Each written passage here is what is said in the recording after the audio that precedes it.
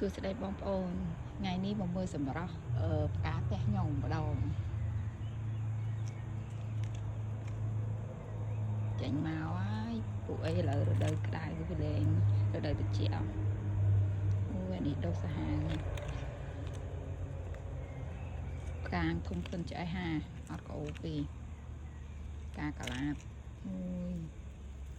មិនស្លឹកទៅជាអញ្ចឹងអស់អី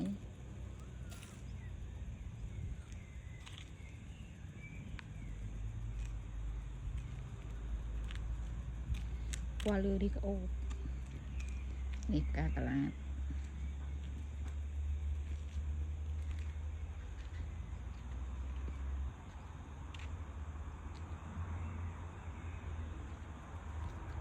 អស់ផ្កាឲ្យខាងនេះ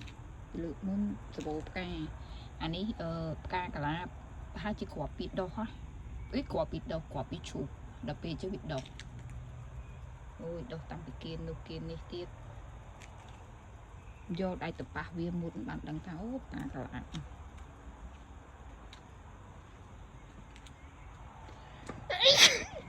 ដាស់សា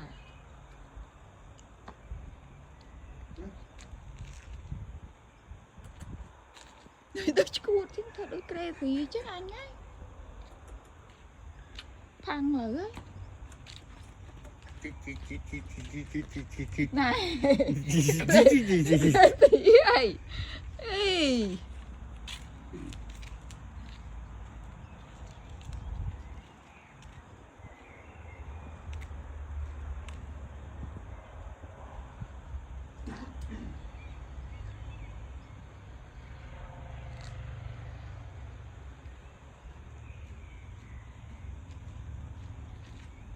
ស្មៅនេះមកទឹកកាត់ម្ដង